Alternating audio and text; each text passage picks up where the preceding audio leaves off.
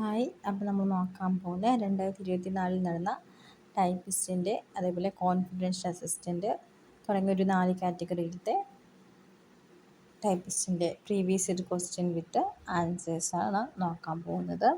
Already നമ്മൾ ഇത് മൂന്നാമത്തെ സെറ്റ് വീഡിയോ ആണ്. ഓരോ സെറ്റിലും 100 ക്വസ്റ്റ്യൻസ് വീതമാണ് നമ്മൾ ചെയ്തുകൊണ്ടിരിക്കുന്നത്. അപ്പോൾ 2 സെറ്റ് കഴിഞ്ഞ് മൂന്നാമത്തെ സെറ്റാണ്. അത് പകുതിയാക്കി അതിൻ്റെ ഇടയ്ക്കൂടെ നമ്മൾ സിലബസ് വൈസ് ആയിട്ടുള്ള ക്വസ്റ്റ്യനാണ്, അല്ലെങ്കിൽ അതിനെ ബേസ് ചെയ്തിട്ടുള്ള വീഡിയോസാണ് ചെയ്തുകൊണ്ടിരുന്നത്. അപ്പം അതിൻ്റെ ബാലൻസാണ് ഇന്ന് നോക്കാൻ പോകുന്നത്. 67ാമത്തെ ക്വസ്റ്റ്യൻ. അപ്പോൾ ആദ്യമായിട്ട് കാണുന്നെങ്കിൽ ആദ്യം തൊട്ടുള്ള വീഡിയോസ് കാണാനുള്ള ആഗ്രഹിക്കുന്നവർ ചാനലിൽ കയറിയിട്ട് പ്ലേലിസ്റ്റ് ചെയ്തിട്ടുണ്ട്. അപ്പോൾ ടൈപ്പിസ്റ്റിൻ്റെ അണ്ടറിൽ കയറിയിട്ട് ഓരോ വീഡിയോസായിട്ട് കാണുക. ചെറിയ ചെറിയ വീഡിയോസാണ് ഇട്ടിരിക്കുന്നത്. അപ്പോൾ ഒറ്റ ദിവസം കൊണ്ട് നിങ്ങൾക്ക് പഠിച്ച് പോകാൻ വേണ്ടിയിട്ടാണ് ഇങ്ങനെ ചെയ്യുന്നത്. 67ാമത്തെ ക്വസ്റ്റ്യൻസിലേക്ക് കടക്കാം. Filling the blank with an apt phrasal verb. ഇപ്പം ആപ്റ്റായിട്ടുള്ള ഒരു ഫ്രേസൽ വെർബ് ഉപയോഗിക്കാനാണ് പറഞ്ഞിരിക്കുന്നത്. ക്വസ്റ്റ്യൻ നോക്കാം. Looking past in life I still can dash what went wrong എന്ന് വെച്ചാൽ ഇതിൽ എവിടെയാണ് തെറ്റ് പറ്റിയത്, അതായത് പാസ്റ്റ് ലൈഫിൽ എവിടെയോ തെറ്റ് പറ്റി, അപ്പോൾ എവിടെയാണ് മനസ്സിലാക്കാൻ പറ്റുന്നില്ല എന്നൊരു ഇതാണ് പറഞ്ഞിരിക്കുന്നത്. അപ്പോൾ ഓപ്ഷൻ നോക്കാം. അതിൽ ഏത് ഫ്രേസ് വെർബാണ് അവിടെ ഉപയോഗിക്കേണ്ടത്. Option A drag out, option B figure out, option C stand out, option D drop out. അപ്പം ഒരു അത്യാവശ്യം ഈ 4 വേർഡ്സിൻ്റെ ഇതേപോലെ ഡ്രോപ്പ് ഔട്ട് ഇങ്ങനത്തെ തുടങ്ങിയ വേർഡ്സിൻ്റെ മീനിങ് അറിയണം. എന്നാൽ മാത്രമേ നമുക്ക് അവിടെ ഏത് ഒരു വെർബാണ് ഉപയോഗിക്കേണ്ടത് നമുക്ക് അറിയാനായിട്ട് സാധിക്കുള്ളൂ. ഇപ്പോൾ ഡ്രാഗ് ഔട്ട് എന്ന് പറഞ്ഞാൽ വലിച്ചിടുക, അല്ലെങ്കിൽ അങ്ങനൊരു അനാവശ്യമായിട്ട് വെക്കുക എന്നൊരു മീനിങ്ങാണ് വരുന്നത്. ഫിഗർ ഔട്ട് എന്ന് പറഞ്ഞാൽ കണ്ടുപിടിക്കുക, to understand something, solving a problem എന്നൊക്കെ ഒരു മീനിങ്ങാണ് വരുന്നത്.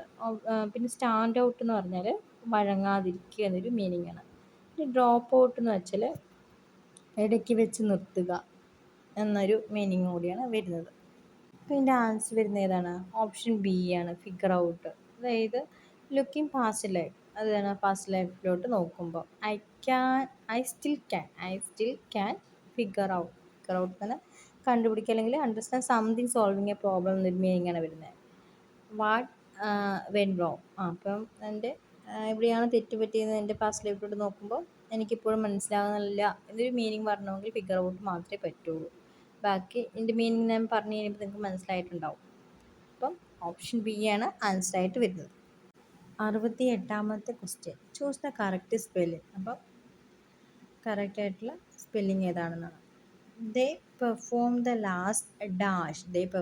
Last with all due respect before the body was cremated.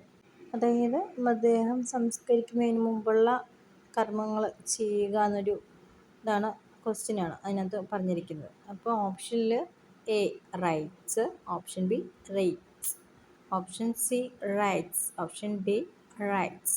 അപ്പോൾ ഈ ഒരു പ്രൊണൗൺസിയേഷൻ കുറച്ച് സെയിം പോലെ തോന്നിയാലും സ്പെല്ലിംഗ് ഡിഫറെൻ്റ് ഉണ്ട്. അപ്പം RIGHTS റൈറ്റ്സ് എന്ന് പറഞ്ഞാൽ എന്താണ്? അതിൻ്റെ ഒരു മീനിങ് എന്ന് പറയുന്നത് അവകാശം എന്നൊരർത്ഥമാണ് വരുന്നത്. അത് റൈറ്റ്സ് പൊതുവെ എല്ലാവർക്കും അറിയാവുന്നൊരു വേർഡായിരിക്കും. RITES അതാണ് എന്താണ്? RITES റൈറ്റ്സ് ആചാരങ്ങൾ എന്നാണ് അർത്ഥം, ആചാരങ്ങൾ. പിന്നെ WRITES അത് എന്താണ്? എഴുതുന്നു എന്നൊരർത്ഥമാണ് വരുന്നത്, അത് എല്ലാവർക്കും അറിയാലോ. പിന്നെ WRIGHTS റൈറ്റ്സ് അത് ശില്പി അല്ലെങ്കിൽ ഉണ്ടാക്കുന്നവൻ എന്നൊരു മീനിങ്ങാണ് വരുന്നത്. അപ്പോൾ നമ്മുടെ ഇവിടെ ഏതാ വരിക?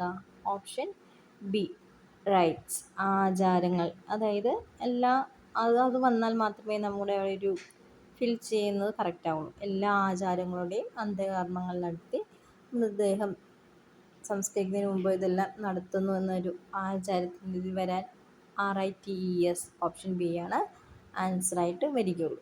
69ാമത്തെ question. Identify the sentence which is in the passive voice. അപ്പം ഇതിൽ സെൻറ്റൻസ് ശ്രദ്ധിക്കുക, അതിലൊരു പാസീവ് വോയിസ് ഉണ്ട്, ഏതെന്ന് ഐഡൻറ്റിഫൈ ചെയ്യുക എന്നാണ്. Option A he has reserved his seat on the bus. അപ്പം എന്താണ്? ബസ്സിൽ സീറ്റ് റിസർവ് ചെയ്തു. Option B they had finished only half the work. എന്താണ്? ഹാഫ് വർക്ക് മാത്രമേ ഫിനിഷ് ചെയ്തിട്ടുള്ളൂ. Option C, let him be invited to the party. അവനെ കൂടെ പാർട്ടിയിൽ വിളിക്കണം, ഇൻവൈറ്റ് ചെയ്യണം. Option D, I shall inform them of this. അപ്പോൾ ഉറപ്പായിട്ടും എന്താണ്, ഇൻഫോം ചെയ്തിരിക്കണം. അപ്പോൾ ഇതിലേതാണ് പാസീവ് വോയിസ് എന്നാണ് കണ്ടെത്തുന്നത്. എന്താ പാസീവ് വോയിസ് എന്ന് പറഞ്ഞാൽ, ഒരു ചുരുക്കത്തിൽ പറയുവാണെങ്കിൽ പ്രവൃത്തിക്ക് പ്രാധാന്യം നൽകുന്നു, അതാണ് പാസീവ് വോയിസ്. പ്രവൃത്തിക്ക് പ്രാധാന്യം നൽകുന്നതിനെയാണ് പാസീവ് വോയിസ് എന്ന് പറയുന്നത്. ഇപ്പം നമ്മൾ പ്രവൃത്തിക്ക് പ്രാധാന്യം കൊടുക്കുന്ന ഒരു സെൻറ്റൻസ് എന്ന് പറയുന്നത് ഓപ്ഷൻ സി ആണ്, let him be invited to the party. ഇതാണ് പാസീവ് വോയിസ് ആയിട്ട് വരുന്നത്. ഇതിവിടെ എന്താണ്, പ്രവൃത്തിക്കാണ് പ്രാധാന്യം ആ ഒരു സെൻറ്റൻസ് നൽകിയിരിക്കുന്നത്. ഒന്ന് വായിച്ച് നോക്കിയാൽ മനസ്സിലാവും. 70ാമത്തെ question, choose the appropriate question tag. അപ്പോൾ കാര്യം അതിൻ്റെ ശരിയായിട്ടുള്ള ക്വസ്റ്റ്യൻ ടാഗ് ഉപയോഗിക്കുക എന്നാണ്. He choose a book. അപ്പോൾ അവനൊരു ബുക്ക് ചൂസ് ചെയ്തു, അവിടെ ഒരു ക്വസ്റ്റ്യൻ ടാഗ് ഏതാണ് വരുന്നതെന്നാണ് ക്വസ്റ്റ്യൻ. ഓപ്ഷൻ നോക്കാം. Option A, did he. Option B, is in he. Option C, didn't he. Option D, von he.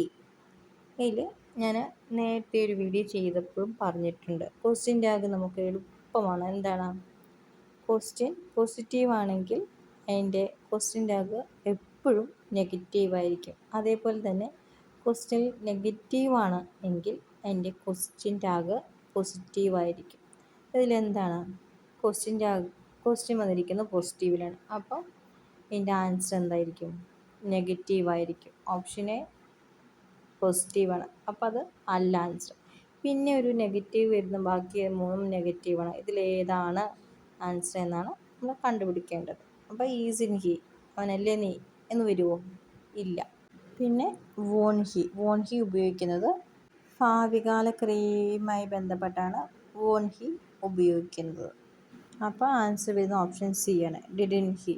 അതാകുമ്പോൾ എന്താണ്, അവൻ പുസ്തകം എടുത്തില്ലേ, ഹി ചൂസ് എ ബുക്ക്. അപ്പോൾ ഡിഡിൻ ഹി എന്നൊരു ക്വസ്റ്റ്യൻ ടാഗാണ് വരിക്കുന്നത്.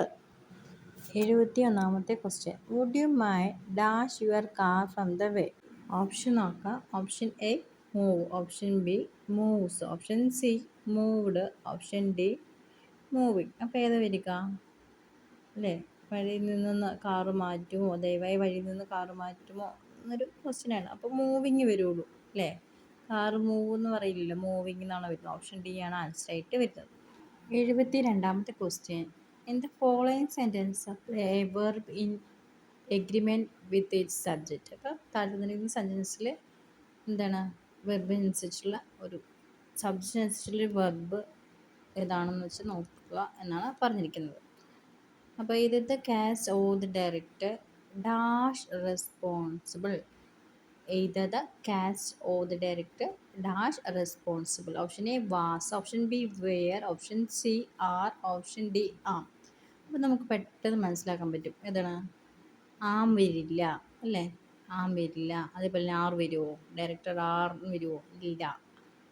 പിന്നെ വേറും വരില്ല. പിന്നെ പോയിട്ട് വന്നിട്ട് ഓപ്ഷൻ എ വാസാണ് വരുന്നത്. ഇതൊക്കെ സിമ്പിളായിട്ട് നമുക്ക് ശരിക്കും മാർക്ക് മേടിക്കാൻ പറ്റുന്ന തരത്തിലുള്ള ഒരു ക്വസ്റ്റ്യൻ തന്നെയാണെന്ന് വേണമെങ്കിൽ പറയാം.